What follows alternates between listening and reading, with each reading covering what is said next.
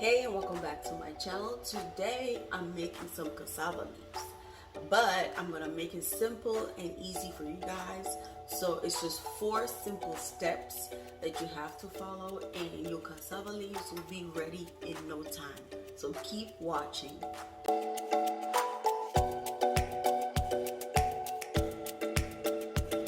So for step number 1, we are adding all the ingredients to our cassava leaves.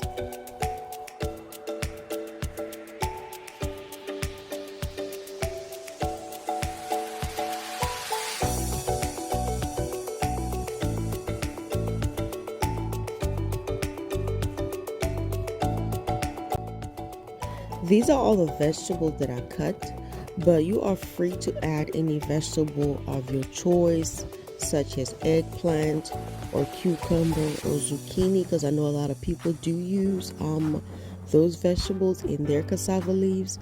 But today I just chose to cut the main 4 that you see on the screen. And for my spices, this is what I used, but feel free to opt out or add any spices of your choice. I also didn't add salt because my chicken bouillon and my Maggi cubes already has salt.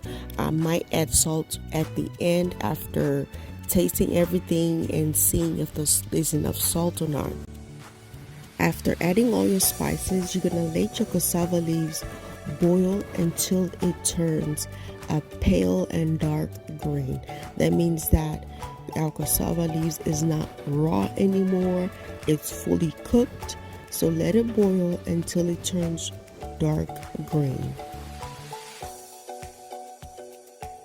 For step number 2, we will be incorporating our meat.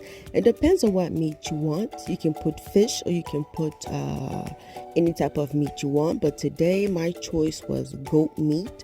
So I pre-boiled my goat meat already and I will be adding it into my cassava leaves.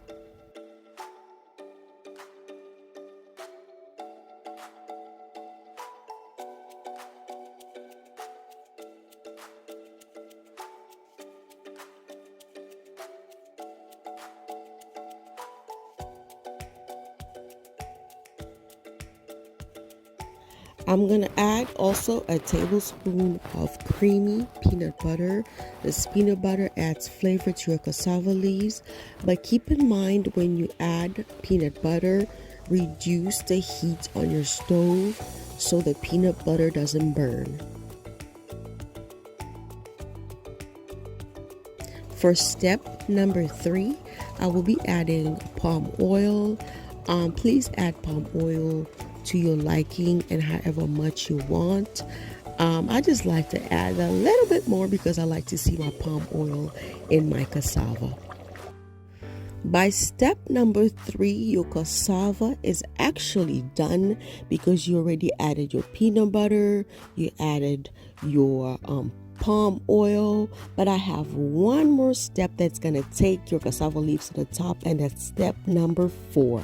Step number 4, we will be adding our onga spice that is cassava leaf based, and we'll be also adding our crushed garlic. Yes, crushed garlic will add absolutely a garlicky flavor to your cassava leaves, and I like to add a habanero to my cassava leaves. And when you add all this, please don't let it boil more than 10 minutes because we want to still keep that garlicky flavor.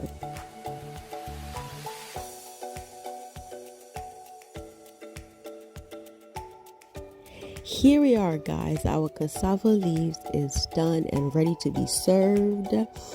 Please keep in mind for step number 4, after adding all those spices, just let it boil for 10 minutes and not more because we do want to keep those flavors in our cassava leaves. Thank you guys so much for tuning in today. Thank you guys for watching. And if you don't follow me on Instagram, I am on Instagram for daily inspiration on recipes. Follow me at Leticia_Mateta, and I will see you guys on my next video.